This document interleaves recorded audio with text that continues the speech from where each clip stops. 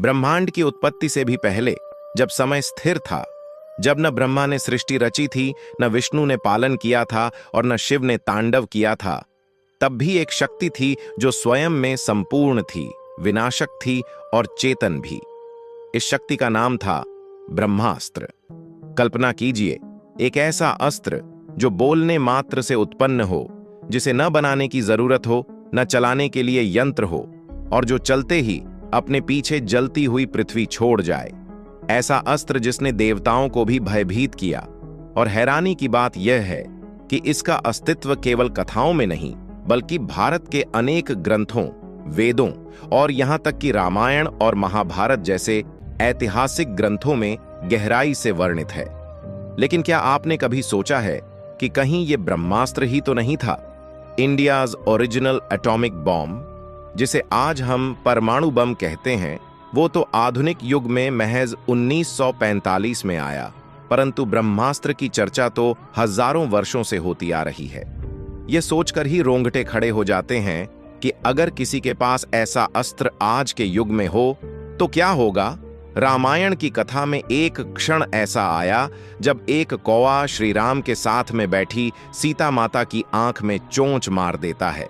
क्रोधित श्री राम कोई शस्त्र नहीं उठाते, न कोई धनुष उठाते हैं, केवल एक तिनका उठाते हैं और उच्चारित करते हैं ब्रह्मास्त्र का मंत्र। वही तिनका जलता है, चमकता है और ब्रह्मास्त्र बन जाता है। यह केवल एक दृश्य नहीं था, यह संकेत था कि शक्ति भौतिक नहीं होती, वह मंत्रमयी होती है। यह बात विज्ञान नहीं मान सकता, लेकिन हमारे ऋषियों ने इसे हजारों वर्षों पूर्व सिद्ध कर दिया। उसी रामायण में रावण का पुत्र मेघनाद हनुमान जी पर ब्रह्मास्त्र चलाता है। हनुमान जी, जो स्वयं शिव का अवतार माने जाते हैं, वे जानते हैं कि ब्रह्मास्त्र उन्हें मार नहीं सकता, क्योंकि उन्हें ब्रह्मा जी का वरदान प्राप्त है। लेकिन वे उसकी मर्यादा रखते हैं और स्वयं को बंदी बना लेने देते हैं। ये केवल ब्रह्मास्त्र की शक्ति की नहीं, बल्कि उसके पीछे की आध्यात्मिक मर्यादा की भी गवाही देता है। अब आइए महाभारत में चलते हैं। युद्ध के 13वें दिन अर्जुन के पुत्र अभिमन्यु की क्रूर हत्या के बाद अश्वत्थामा ने प्रतिशोध में पांडवों के 5 पुत्रों को नींद में ही मार डाला। अर्जुन ने अश्वत्थामा का पीछा किया। दोनों अत्यंत क्रोधित थे और तभी दोनों ओर से ब्रह्मास्त्र चलाए गए। वातावरण कांपने लगा, दिशाएं अस्त व्यस्त हो गईं, जल और वायु में विकृति आ गई। उस क्षण महर्षि वेदव्यास और नारद मुनि प्रकट हुए और दोनों योद्धाओं से कहा, इन्हें वापस लो, नहीं तो संपूर्ण पृथ्वी विनष्ट हो जाएगी। अर्जुन ने तो ब्रह्मास्त्र वापस ले लिया, क्योंकि उन्हें मंत्र ज्ञात थे, लेकिन अश्वत्थामा को मंत्र भूल चुके थे। वे उसे वापस नहीं ले सके। तब उन्होंने उस ब्रह्मास्त्र को माता उत्तरा के गर्भ की ओर मोड़ दिया, जहां परीक्षित पल रहे थे, एक अजन्मे बालक को मारने का प्रयास। लेकिन वहां भगवान श्री कृष्ण ने स्वयं हस्तक्षेप किया। उन्होंने अपने योग बल से गर्भस्थ परीक्षित की रक्षा की।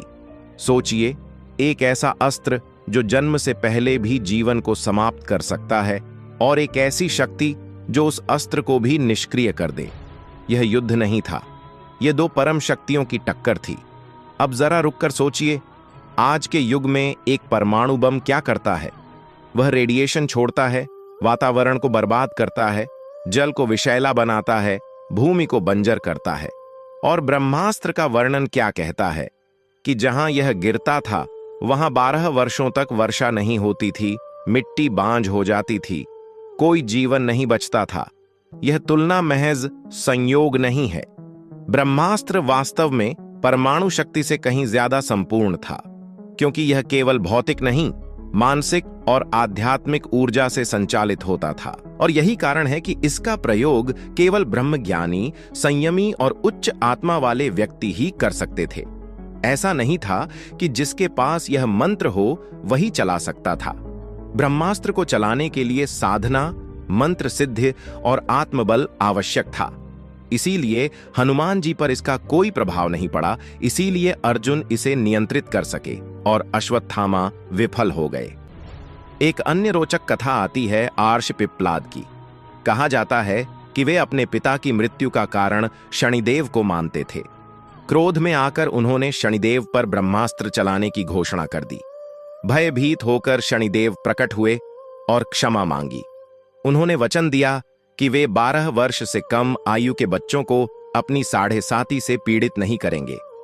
एक अस्त्र जिसके भय से स्वयं ग्रहों के अधिपति कांप जाएं। क्या यह विज्ञान के बस की बात है? लेकिन सबसे बड़ा रहस्य है ब्रह्मास्त्र के मंत्र। क्या वे आज भी मौजूद हैं? क्या कोई आज भी उन्हें जानता है? कुछ दंत कथाएं कहती हैं कि हिमालय की गुफाओं में कुछ ऐसे योगी आज भी जीवित हैं जो इन मंत्रों के ज्ञाता हैं, लेकिन उन्हें चलाने का अधिकार किसी को नहीं है। कुछ ग्रंथों में संकेत है कि ब्रह्मास्त्र का ज्ञान एक बार फिर सतयुग के अंत या कलयुग के चरम पर जागृत हो सकता है। तब जब अधर्म अपने चरम पर होगा, कोई एक साधक जो शरीर में नहीं आत्मा से पवित्र होगा उसे पुनः जागृत करेगा।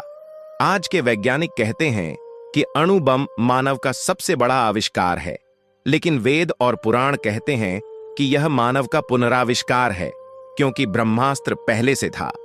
आप जानकर चौंक जाएंगे कि हिरोशिमा और नागासाकी पर गिराए गए बम के बाद वहां भी वर्षों तक बरसात नहीं हुई, भूमि में फसल नहीं उगी और लोगों की संतानें अपूर्ण अंगों के साथ जन्मी।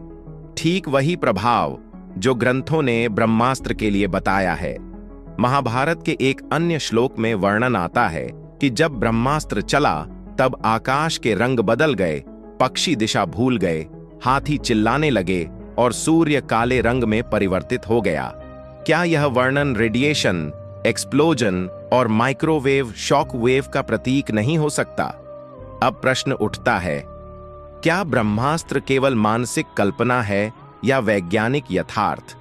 हमारे पूर्वजों ने केवल धर्म नहीं लिखा, उन्होंने विज्ञान की सबसे जटिल परतों को भी अपनी भाषा में समझाया। उन्हें न्यूक्लियर एनर्जी कहना नहीं आता था, इसलिए उन्होंने इसे अग्नि कहा। उन्हें प्लाज्मा या ग्रेविटी वेव्स का नाम नहीं आता था, लेकिन वे कहते थे यह अस्त्र अंतरिक्ष को चीर सकता है।